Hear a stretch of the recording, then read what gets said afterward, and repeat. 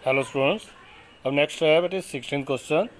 कहता है rho one rho two be the radii of curvature at the extremities of any chord of the cardioid which passes through the pole then show that.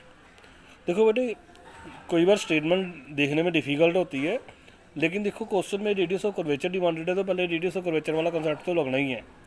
देखो पहले मैंने r लिखा, r one निकाला d r by d theta, double derivative निकाला d square r by d theta square, rho का formula लगाया r square plus d r by d theta square 3/2 upon r square plus 2r1 square minus r to.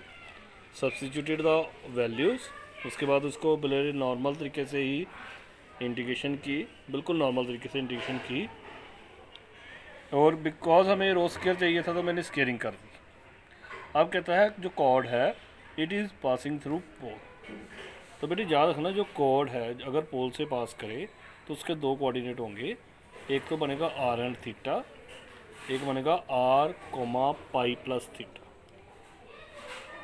Are comma pi plus theta. तो ये मतलब जहाँ पे याद रखने की जरूरत है, ठीक है।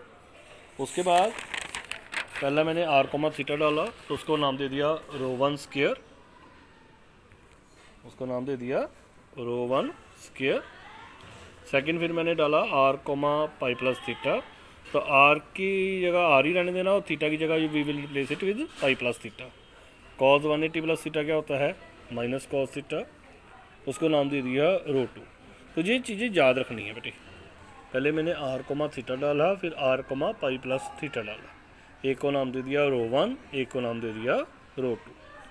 फिर उसने क्वेश्चन में रिक्वायर्ड था स्केयरिंग एंड एडिंग करो, ऐड कर दिए, ऐड करने से हमारा जो चाहिए था आंसर वो अचीव हो गया। नेक्स्ट 20th क्वेश्चन है, कहता for the cardioid show that rho square by R is constant. देखो जी कार्डियोइड यही होता है R is to A one plus cos theta. तो ये सारा क्वेश्चन एज इट इज यहीं तक सॉल्व कर लेना है, जहाँ तक रो स्केयर तक। ये देखो मैंने यही लिखा हुआ है from previous question solve up to. और अगर हम देखें तो आर की वैल्यू थी A one plus cos theta, अगर मैं जहाँ पे लिखूँ तो आर की वैल्यू थी A one plus cos theta, तो वन प्लस कॉस थीटा की वैल्यू क्या आ जाएगी आर बाई ए, वो सब्स्टिट्यूट कर दी और ऑटोमेटिकली देखो वो क्या हो गई कांस्टेंट, ठीक है। नेक्स्ट है, कहता show that each point of the lemniscate r square equal to a square cos two theta the curvature is inversely proportional to the radius vector.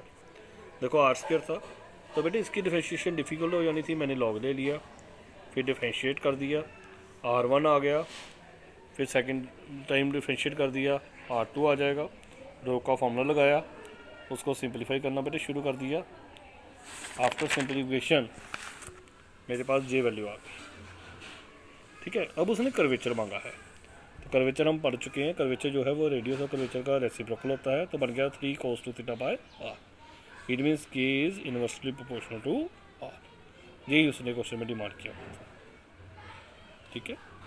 Next है, कहता show that point of intersection of the curves the curvatures are in this ratio. देखो हमें दो curves दे रखे हैं, एक R equal to A theta, एक R theta equal to A. तो सबसे पहले हम पॉइंट ऑफ इंटरसेक्शन निकालेंगे, तो मैंने आर की प्लेस पे ए थीटा डाल दिया, a theta into theta equal to A, theta square आ गया 1, थीटा आ गया प्लस माइनस 1, पहले थीटे की वैल्यू 1 डाली तो आर आ गया, फिर थीटे की वैल्यू -1 डाली तो आर आ गया। और बेटे इसको लिखते हैं आर कोमा थीटा, पहले आर की वैल्यू लिखनी होती है, फिर थीटे की वैल्यू, आर की वैल्यू थीटे की वैल्यू। अब पहली करो पकड़ी, आर था उसका R1 निकाला, R2 निकाला, रो निकाला और कर्वेचर निकाला। कर्वेचर जो होता है वो रो का रेसिप्रोकल होता है। फिर सेकंड कर्व से मैंने आर निकाला, R1 निकाला, R2 निकाला, उसकी सेकंड कैलकुलेशन की और रो टू निकलाया। सारी कैलकुलेशन बेटे नॉर्मल कैलकुलेशन है, कैलकुलेशन करके हमारे पास जहाँ तक पहुँच गया। और ये रो टू निकला तो कर्वेचर क्या हो जाएगा उसका रेसिप्रोकल, ठीक है। फिर दो पॉइंट्स आए थे हमारे पास a,1, तो ये आर की वैल्यू और थीटे की वैल्यू है, वो मैंने K1 में भी डाली K2 में भी डाली और उन दोनों की रेशियो निकाल दी, यही डिमांडेड था। फिर सेकंड पॉइंट भी डाला -a,-1, पहली वैल्यू निकाली, K1 में डाली, फिर K2 में डाली, फिर रेशियो निकाल दी, ठीक है। अभी के लिए इतना ही, थैंक यू।